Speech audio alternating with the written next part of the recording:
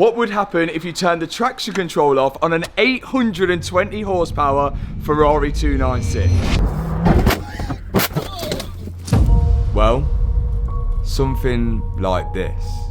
A completely destroyed Ferrari 296. And what makes matters worse is that this car was pretty much brand new moments before this. This Ferrari is not to be messed with. Frankly, incredible how fast this car is. The 296 is supposed to be one of the best driving Ferraris out there. It's just breathtaking. If anything, it's too fast. This car was released in 2021. And yes, it only has a 3-litre V6, but with the twin turbos and hybrid assist, this car makes an insane 820 horsepower. But the one I've just bought is making far less than that at the minute. This was a UK car which was sent to Cyprus, but moments after arriving, the owner had a small mishap and learned the hard way.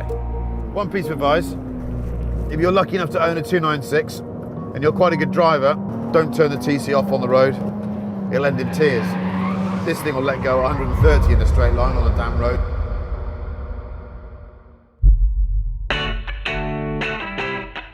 After the accident, the car got taken here, Ferrari, Cyprus. But the quote to repair it was astronomical.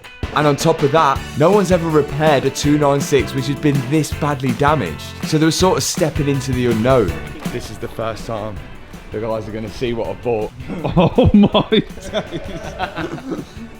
What is this? My... Like it? Is this the good side? Where's the rest of it? Is that even fixable? Come Yeah, on. that's quite bad at the back. Oh. Matt, I think this is supposed to be attached to the car. Do you know when you see the accident, Yeah. it doesn't look like it would have caused this much damage, does it? I don't know, he did slide into a wall at like Yeah. 60 mile an hour. Yeah, the car's pretty bad. And this is the first time the guys have seen it. I've already come out to look at it before. And there's some damage I haven't told them about yet. But we'll get to that later. Our main concern now is getting this thing moving. This car needs to be rolling in order for us to get it home. Because it needs to go on a trailer. It needs to go on a trailer to get on a shipping container to get it to Greece and then traded from Greece all the way back to the UK. So our main goal is to actually get this car rolling and moving, which is why we're here at Ferrari where the car got trailered to. If we let them do the work at Ferrari, it's going to cost us a fortune. So we said, leave it here, we'll do the work. We bought enough parts to try and get this thing rolling, which are here. Inside here was £9,000 worth of parts to get, hopefully, this car moving and rolling. If we can get it started, even better, but there's an issue with that as well. I'm not saying anything. I'm staying out of that conversation. Okay, so at the minute, you can see there's not one part of suspension on the front right. Here are the suspension parts. All the suspension that was on the car, Ferrari have taken off when they were doing the quotation for the repair. And as we need to get this car rolling, we've gone ahead and bought all the components for the front right suspension that need replacing. First off is the inner tie rod, which connects to the steering rack. We remove the rubber gaiter, then this special tool slides over the inner tie rod and then we can loosen it and get it off. And luckily for us, the car's in the courtyard at Ferrari and they're letting us borrow their tools to get this back rolling. Damaged rad off. The lads haven't seen this bit under here yet, which is the worst bit of the car. And the whole engine and hybrid battery has got to come out because of what's under here. We'll get to that part later on. But at the minute, we're making good progress. The new inner tie rod is now screwed onto the steering rack. We can tighten that up, slide the gaiter over the top of it, and then slide a new track rod end on. Inner tie rod on, outer tie rod on. Luckily, the actual steel brake line here is survived. And then this bit here carries hydraulic fluid for the nose lift on the suspension. But these parts are broken, so I'm just going to crack these whilst we've got good access to them. This part here is the brake line, and I'm just removing this from what once was the flexi hose going to the brake caliper. And on the other side here is the hydraulic line for the suspension nose lift. I've got to get the damaged parts off them. And just like that, it's disconnected and ready for some more new parts. Placing the wishbone studs now. Ferrari have already got the old ones out for us. Did a Loctite on the new one. Go in. Instead of using just bolts to hold the wishbones to the chassis of the car, Ferrari use these studs. This way they can put shims on the suspension arms to adjust the tracking and the camber on the suspension. All of these studs were damaged and snapped off in the accident, and Ferrari have already got the previous studs out for us. Look at all those orange cables. Now, onto the brake disc and brake caliper. I'm going to remove it from the wheel hub because we're pretty sure the wheel hub's got some damage to it. First off comes the caliper, then hopefully one good brake disc. Look at that. As we thought, the wheel hub was damaged, but there are some usable parts on that wheel hub. And the brake disc was in good order as well. This suspension here, the actual shock absorber is bent. But you can buy this all separately, so you can buy the nose lift separately, the spring separately, the top mount separately, and we think we can get away with just replacing the shock absorber and using the rest of it. But to do so, we've got to get the spring off. Have you got spring clamps to get that off? No. Now, when removing a spring off a damper, you'd clamp the spring first with some spring clamps to avoid the top mount flinging off and hitting your head. But Liam's decided he doesn't need them. So Liam's going to pop the spring off, but first we wanted to make sure he does it somewhere safe and away from all of us. Get off in there so he doesn't hit anyone. Thank you, I'll be back out in a second.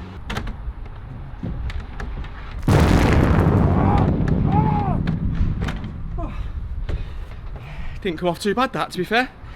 It's alright. And now that Liam's got the spring off the damper could be thrown away because here is the new one. But it is missing the bushing at the bottom. So my dad and Liam went inside to Ferrari to borrow their press. Bush. Well, old bush is in. Old new bush. Old new bush. They took the bushing out of the old damper and fitted it into the new one. After all, this car's only done around 4,000 miles. Next thing, the nose lift can be slid onto the new damper, and then after that, the old spring and the old top mount could be fitted to it as well. You got the right equipment this time. Yeah. Liam's now managed to find the spring clamps because he's going to have to clamp down this spring so he can put the top mount back onto the damper. If he wasn't using these, he would no way be able to get the nut back on the top of the damper. But doing it the proper way seems to have worked. Now we've got to build this all up. So, first up is the lower wishbone, and interestingly, even how new this car is, it still uses shims to space everything out. We're going to have to change the shims when we do the wheel alignment, just so we make sure like the wheel is in the right place. But for now, we'll put the one in that was already in, and then when we do the final fix up on the car, we'll adjust it to where it's meant to go. So on goes the lower wishbone, and next up, the new damper with the old spring and top mount onto it. That plugs in at the top because it's active suspension, which stiffens up when in different modes. And then there's 2 bolts at the top and 1 bolt which holds it to the new lower wishbone at the bottom. Then the hydraulic line needs to connect to the nose lift. That's all done there. Right, that goes into here, and it connects the lower wishbone to the anti-roll bar. And now I'm installing the drop link. This is the old drop link, and we didn't see any damage to it at all, so we are going to be reusing it. Tighten that all up, and we're making some decent progress. One complete wheel hub, which I built up earlier. I put the heat shield on it for the brakes. You've got 1 hole here for the tie rod. You got 1 hole here for the bottom ball joint. You got 1 hole here for the top ball joint. And then you've got the holes for the brake caliper. And we also have a wheel bearing in the middle, which comes with it. I really like that they put the Ferrari logo stamped in it. That's the one thing that separates this from like a Lamborghini, because Lamborghini would have like an Audi badge on it. Noisy. So I've got to slide this wheel hub onto that bottom wishbone, then tighten the bolt up on the bottom, and then I've got the top wishbone which I'm going to slide into the wheel hub, put the nut on the other side, and once that's tightened I can slide it onto the studs that my dad's just previously put in. And once that's all tight, I then need to put the track rod end into the wheel hub. Pump it up, don't you know, pump it up. Now, on to the next job. I've been tagged, I've got to put the brakes on. Luckily, the brake disc wasn't damaged, and we thoroughly checked it. We know how fragile these are and how expensive they are being carbon. Once the disc's on, we can then slide the caliper in place. 2 Allen key bolts to tighten that to the hub. Look at that, made it earlier. Then the brake pipe needs to go into the brake caliper, and then the flexi hose needs to connect from that to the steel pipe which is already on the car. Suspension, brake, caliper, all on. The car technically should roll, but it won't stop because we lost all the brake fluid. So we're going to put in some brake fluid in here. Special way to bleed the brakes, believe it or not. So we're going to make take full advantage of being at Ferrari now to borrow their computer, so we can scan the car and do the brake bleed procedure with the Ferrari tool. But they have told us once we scan this car in, Ferrari will have the readout of the car and then know this car's been in an accident. But I don't think there's any way to avoid that. So I think we're just gonna, once they know it's been an accident, it can never be sold back to Ferrari unless they repaired it themselves doing a Ferrari approved repair. But we've learnt the lesson. We know that's the rules now. We're just grateful that they're actually helping us, which is great. Does it have warranty still? At the minute it does. He said it has warranty at the minute until he puts his scanner on it. Okay. Is there anything we need to claim on warranty quickly? Front tub, rear quarter. So the brake bleed procedure needs to be done electronically with the Ferrari diagnostic tool. Pump in. But at the minute, you can see we're doing it the old school way. My dad's cracking the bleed nipples whilst I'm pumping the brakes inside the car. Pump in. And this is because Ferrari aren't able to do the bleed procedure. And I'll show you why in a minute. Will it stop? It'll slow down, but it definitely, I think it needs a computer to do this. It's not like the old cars where you do that and then that's good, because yeah, if I leave it, my foot goes all the way down to the bottom and then lift up, and look, you see it. Oh, so it still has got air. It's got loads of air in it, yeah. So I think it needs a computer to open and close the valves on the ABS pump. Now, I've bought a second-hand wheel, which is here, with a tyre. This was £500. It's damaged, but really, we've got a good tyre on here. But they've told me that this wheel's for the left side, and the aero on the wheels is meant when it spins forward, it cools the brake, so we won't actually be able to use it. But all we need it for now is to get the car rolling. We won't be using these wheels when the car's done in the end anyway, because we plan to turn it into something no one's really done before. Yes. That's if we can repair this thing. Right, now let's connect up the battery, come on. So now that the car's on 4 wheels again, we're going to connect up the 12 volt battery to give the car some power and see if we can actually start it to move it. Let's connect the battery. But once we connect the battery up, we got power to the dashboard, but the only thing it said was hybrid system failure, go to the dealer. And whilst we were already at the dealers, we wanted to take full advantage of it. But even the Ferrari techs were confused on why nothing was really happening with the car. That touchscreen doesn't really do anything. These ain't doing anything. We've literally got no power to the car. So it's like the pyro fuse has cut everything out, rather than... But then you do have lights on the dash, but... And the window went down. And the window went down randomly. It won't do it. Remember our good friend, the pyro fuse. When the car's in an accident, of course the ECU sends a signal to the pyro fuse, which cuts the power going to the starter motor to stop the car from being restarted. But it doesn't usually cut the power to the whole electrics in the car. Do you think it'll start? No. So we got the Ferrari tech over to see if he could work out why the car wasn't doing anything. But even when he plugged the code reader into the OBD port, it read nothing as well. Like the car wasn't even turned on. Is it not reading it? No. Completely dead. So it's not sending power anywhere then, really, only the dash. So there must be some kind of pyro or some kind of fuse popped. Because like we can't even get, it's not even recognising that it's plugged in. So the question's where the pyro fuse on this car? But it's working differently to any other power reviews that we've done before, because normally you can get power to the car, you can do everything. You can do the windows up and down, you can do this, but this one is like just the dashboard lights up and that's pretty much it.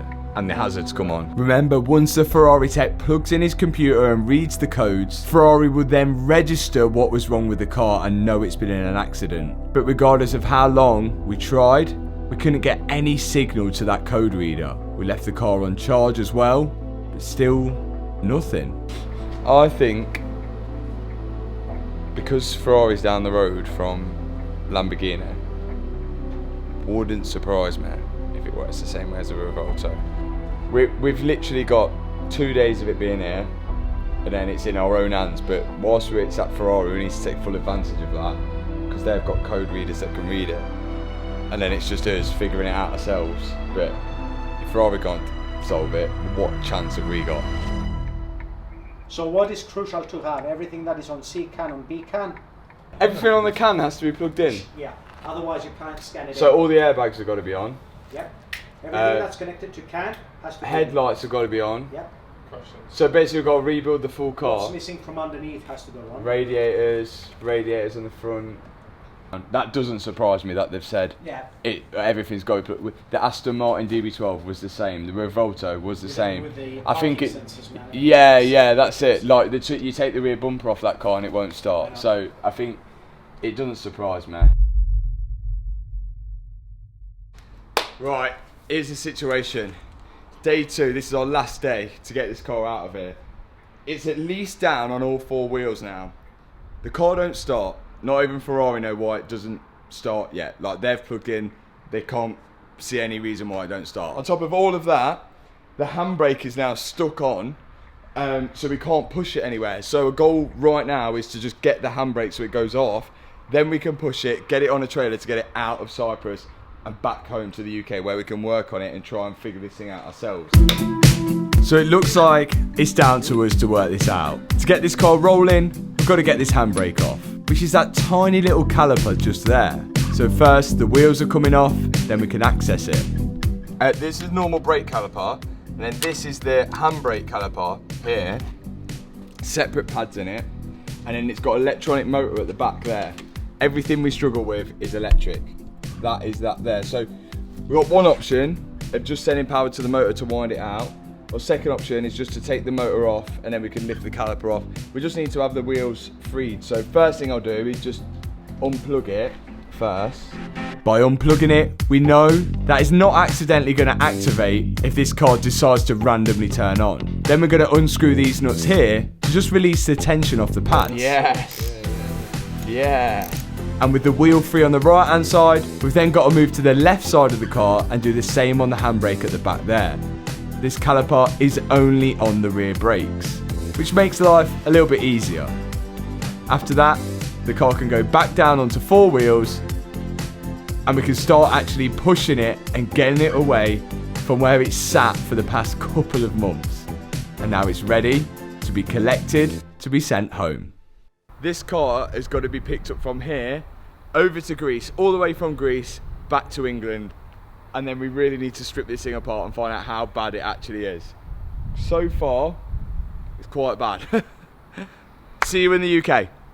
But it wasn't as easy as that. The car ended up having to go on a boat from Cyprus all the way to the UK due to loads of rules about imports and taxes and so on. But we have to say thanks to our friend Yanni for sorting this out. Hi Matt, Matt's dad, Matt's team. I'm here with your Ferrari 296Gtb and it is in the UK in Grays, Essex. It's been a long 6 months to get that car from Cyprus to here, but there she is, and damn.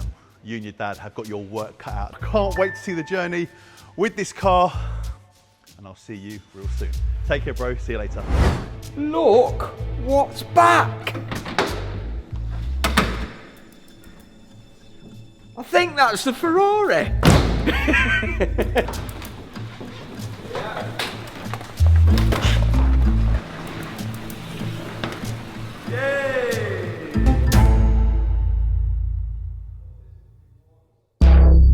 Now that the Ferrari's back in the UK, it's time to start work on it. Before we do anything, we're going to get rid of some of that Cyprus dust, as it's covered in it. With that being done, It's time to get it back inside and work out how damaged this car actually is. Okay, this door's broken. We should get that off. And this quarter's broken. We need to see the damage behind it. So let's get the door off. We need to really strip this whole side out. Don't we? Yeah. Cue the montage. So this door isn't savable, but everything inside of it should be all okay. First I'm removing the 2 bolts which hold the door to the hinge, then the check strap bolt, and then now I'm looking for the electrical connector which disconnects the electrics from the door, but I can't seem to see them. So instead I've lifted the door up and it looks like the electrical connector for all the electrics inside the door is actually behind the door card, which seems crazy. I've never seen that before. Yes. That is stupid. Normally, manufacturers put the connector for the electrics in the door on the B pillar or actually on the door so it's easier to disconnect. So I don't know why they've done it behind the door card. Maybe to stop water getting in there, but nevertheless, that's the door off. Now to start attacking this rear quarter. Then we could truly see the damage that's behind it.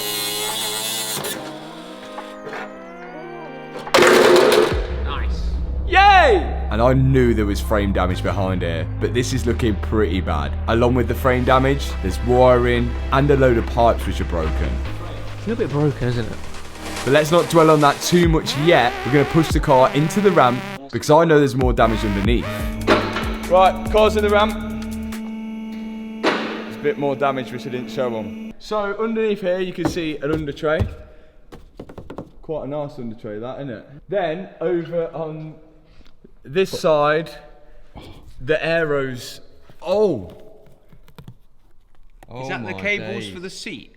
Or is that cables for something different? Okay. Basically, there's a hole in the floor as well. So there's a hole in the floor. This is the seat, isn't it, underneath here? Yeah.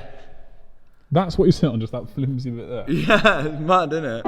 So there's a hole in the floor, but I'm pretty sure we can repair this later, as it's not as bad as it looked. But before we get on to repairing that, there's this huge under tray which could be hiding even more damage.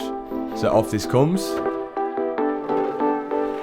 and once that's away, we can truly see the extent of the frame damage.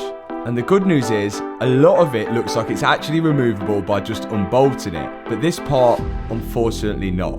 And it looks like to get full access to all of this frame damage, we're going to have to remove the engine and the hybrid battery, which I think we'll have to remove anyway to work out where this pyro fuse is for it. But first off, let's get the rear wheels off and then we can start removing the arch lining so we can get off that rear bumper. Once we remove the arch lining on the back right hand side, I found that there was damage to the intercooler. This car's twin turbo and the intercoolers are hidden behind both rear quarters. So that one's going to need to be replaced. Then looking at the frame here, which is damaged, again, it looks like it unbolts until it gets down to the part here where everything is welded. Back to the rear bumper. The good news is that this doesn't look damaged, but we've got to remove it anyway if we're going to have any chance of replacing that rear quarter after we've fixed the framework. Off it comes, then removing the spoiler off the back, which is actually active and goes up when you get to a certain speed. Once that's out of the way, the upper panel can come off as well. Nice! And then now I'm on. Ferrari don't change, look at them. 3 shims in there, that way. What, they've actually started making shims for it. Cool. 1 fork and 1 fork. They're just one. Oh, that must have been slightly higher then. This side must be slightly higher than that side. I guess that's the perks of buying a hand-built car. That is lightweight. This car, I can see why it's light, because it is made out of Play-Doh. We found when rebuilding the 458, a lot of the stuff was spaced and shimmed to fit properly. And it's not changed on their newer cars. Now we're just trying to remove everything which is covering over that rear quarter. Some parts of the rear quarter are bolted, and some parts are welded and riveted. I'm removing the fuel filler cap from the back, and anything which is actually connected to that rear quarter. Whilst Liam's on the inside of the door, sanding down and then drilling out the rivets which hold the outer quarter panel to the inner structure of the car. The hardest part about this is that it looks like the rear quarter actually fits underneath the roof. So it's looking like the roof might have to come off if we need to fully remove the rear quarter as well.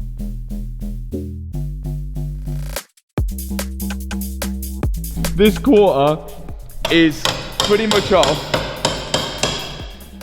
It's a bit crazy how we took the quarter off without having the new rear quarter, because we don't know what I should have attached it to and what I should have de-attached it to. Like all of these are like rough cuts until I actually know when the rear quarter comes. So far, this is a mess. There's so many wires and so much, because this car is turbocharged and it's a hybrid.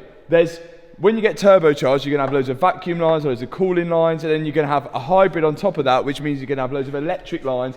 There's so much stuff here, and how they kept the weight down to the car, the weight it is, I think they just did it by putting body panels on, which are as flimsy as anything. The bad news is the back. The good news is the front. I've already ordered a lot of the parts, and I think we should actually be able to build up the full of the front and fix it and get this out of the way. We're still going to tackle the back. We're still going to work out whether we can fix it, but I'm feeling a little bit confident-ish. To get this rear quarter off properly, we're going to have to work out how the roof is actually attached. And to do so, I need to strip the interior apart, which we've got to do anyway. So out comes the seat. That seat is insanely light.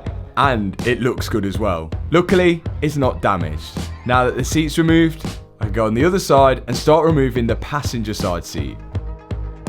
Both seats are out. I'm pretty sure there's not supposed to be this big bulge in the carpet here, but that's where the hole in the floor is. We've got airbags deployed from the steering wheel, airbags deployed on the dashboard, which has broken the lever on the dashboard, which has also in turn deployed and broke the windscreen.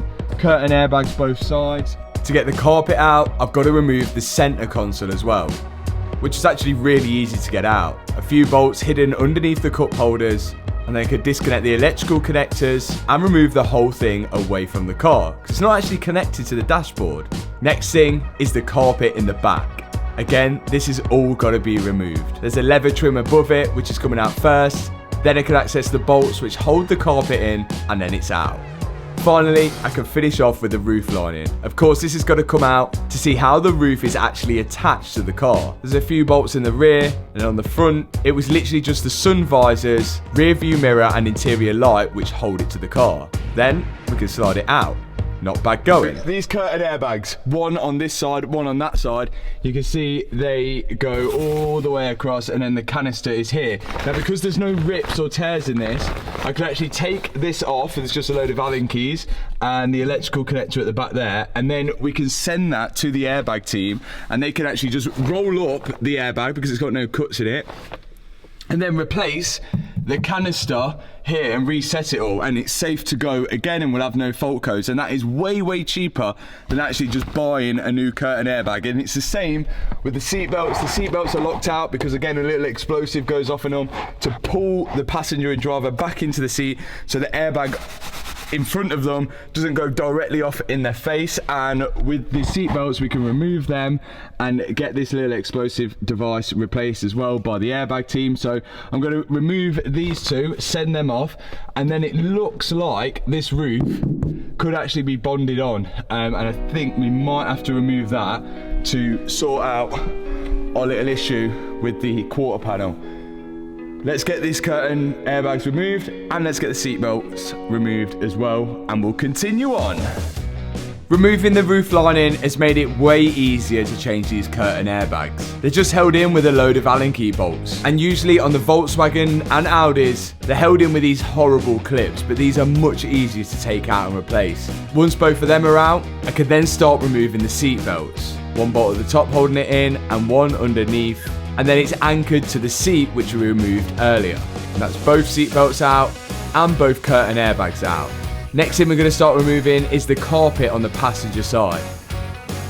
And by taking that out, we should be able to see the damage to the floor that's underneath it. And there it is. There's a hole in the floor. I think the passenger was pretty lucky not to have a rock penetrate him in a wrong way. Like that's bad. Look, that is straight to the ground, and this stuff here that it's made out of is so thin. Like, I'm really not surprised, but it has gone through the wires here for the seat. I think we can repair that.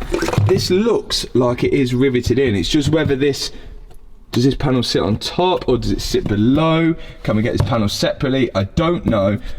But luckily, I have ordered this panel. Here is the floor panel for a Ferrari 296. I don't even know what material this is made out of. It is so flimsy. Like, I guess, I don't know whether it's plastic or is it aluminium and plastic, or is it just plastic, or is it just aluminium?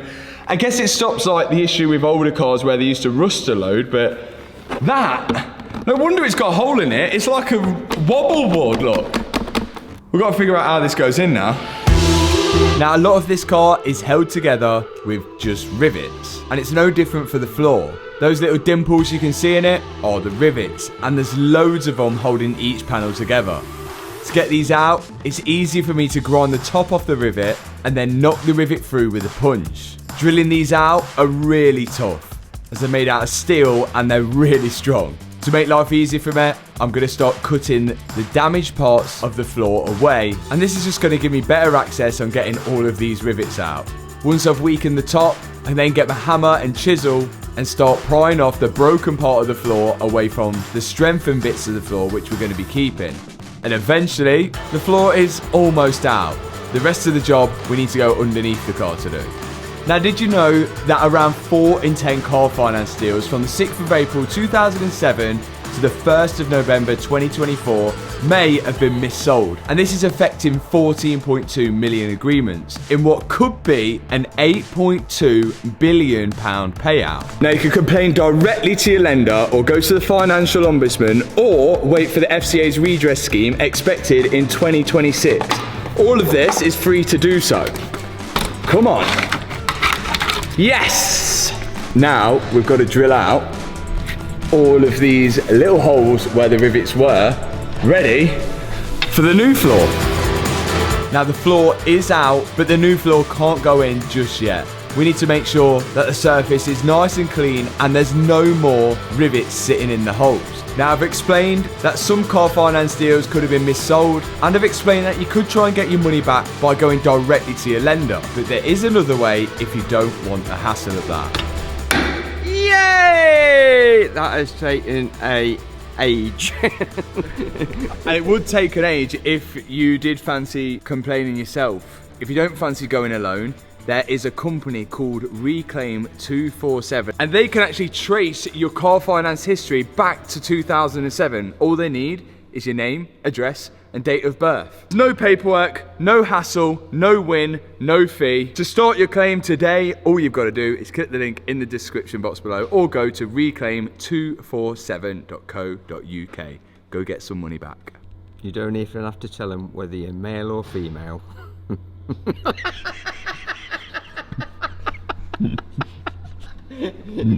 What's that got to do with it? So now that we've successfully made a Flintstones Ferrari 296Gtb, what we can do is get the floor panel and slide it in. So we've found out, look, there's a little strengthening plate here. That's where all the strength is on the floor, and on this corner where it's mounted. The actual floor panel is nothing, it's just a sledge, isn't it, really? That is flimsy as anything. This has got to slide underneath these strengthening panels here and go on top of there. So this is going to be a bit tricky trying to guide it in. But once it's in, because these have no holes in, we've got to drill through the original holes into there, and then we can slide in the rivets. So make sure you go and check out with Reclaim 247 to check if your car finance deal was missold. Now, we've got to get this floor in. It's now rested in place, and I'm just adding a few of the seat bolts in to tighten the strengthening parts onto the new floor. And once that floor's in place and we're happy with it, we can start drilling out the holes. I'm going to drill. My dad is now drilling out all of the holes where the rivets will go, and we're going to put these in the exact same place where they were originally. Hello everyone! Right, we've got some extra long rivets which actually look like the ones which have come out of it. These rivets are now going to slide into the holes that we've just drilled out, and they should be snug. Then on goes the rivet gun. Oh yeah, there we go. Just pulls the panel together. Good.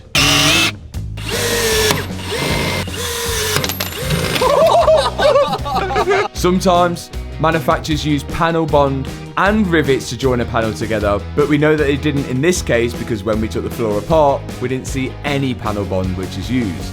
And there's no way of double checking that, because if we asked Ferrari for the repair procedure, they wouldn't give it to us, because we're not registered repairers of Ferraris. So we're just cracking on as we usually would by learning as we go along, which I think is the best way. Now I'm underneath drilling out the rest of the holes that need to be drilled out for the floor panel, whilst Liam's inside the car sliding in the rivets which need to go from the inside to the outside of the car.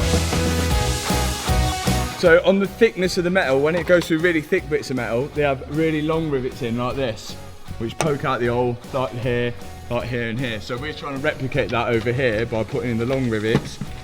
That's a long one. In the thick metal, and the short rivets in the thin bits of metal. And then all this, it looks pretty crazy at the minute, but once the sealer is over it, it should look as good as OEM. The only issue is this side is black and this side's got this kind of like primary colour on there. But can you pull that last one out, please? Okay, sir. Eventually, all the rivets were in and the floor panel was fitted, which wasn't actually too bad of a job. But it's not quite done yet. The floor panel is fully on and complete, but this is the situation now. This part is black and this part is like a primer. What colour would you call that? Grey. Grey. Grey, yeah? Like a nudie grey, yeah. Grey. It's like it's a bit like you know, like when Kanye West brings out his clothes. That's like what colour they are, aren't they? Option 1 would just be painting that side black to match that side, but then, yeah, I don't think it's right. So I'm going to get the body shop to match this paint, and then I think we go over it to match it, and then we then try and seal it as good as we can to try and make it look like this side, which shouldn't be too difficult because, well, it looks like they did it with a paintbrush. Before the paint comes, we've got to remove one more thing, which is this airbag module here, which will have the crash data stored on it. We need to get that off and send it away, so let's start removing that. Going from our previous experience with the Ferrari 458, we know that we couldn't clear the crash data of the airbag module unless we removed it and sent it away to be done off the car. That is out. So I'm only assuming that this is going to be the same, and there's one company that can do all of this, and that's the airbag team. And now that she's gone, we can start painting the underneath of the car. So as always, off they go to the seatbelt lader. Back the car goes in the air, and we've had some paint mix from the body shop down the road by giving them an old part of the flooring to match the paint off. They've mixed the paint, put it in a rattle can, and we're going to do our best to try and match the finish. To be honest, I don't think it's too far off. It actually ain't bad, is it? When it's dirty, I think it'll look identical. Now whilst we wait for that paint to dry, we're bringing the car back down and screensaver it here to move the front screen. We need to get this screen out, 1, because it's damaged, but 2, because if we're going to remove the roof, the screen's going to be blocking it. Me and my dad are removing the bonnet just because it's going to make things easier. Then the guys at Screensaver poke a little hole through the sealant and then use a metal wire to pull off all the windscreen sealant and then pull the windscreen out. With that out, that's going to help us with the dash removal, which we've got to do, and the roof removal. Back underneath the car now because the paint's dry, and I'm starting masking off, ready for the sealant to go on. Okay, this is where the men are separated from the boys. Mansory glue, seal up. But I think we learnt last time, we put it on and you wait for it to just dry a bit, and then you apply the little brush strokes. But when you did it when it was wet, it really got a bit serious, didn't it? Here we go. All it is to seal the gap between the panels. So you see there's a gap between the panels, so if any water goes in, you don't get wet feet. So that's the idea. If we don't make it look as pretty as that side, it don't matter. Here we go, guys. I never end up getting this part right, but as I mentioned, the sealer is there just to make it waterproof from the outside to the inside. And as long as it's doing that, I'm happy. The manufacturers will use a special machine to get that sort of uniform look on the sealer, which is thousands of pounds, and all I have is a silicone gun and a paintbrush. And I'm trying my best, but every single time, we never manage to get that OEM look. Right now, It does look a little messy, but once the seal is dried and we can peel off the masking tape, it should look a lot better. And whilst we're waiting, we're going to make use of that time. The rivets inside the car are still silver, whereas the other side, the floor panel's black and the rivets are black. So my dad's going over the passenger side floor panel with some black paint just to match it up to the other side. Should have been a body man. Or a paint on. And now that that's got to dry, there's more jobs to do.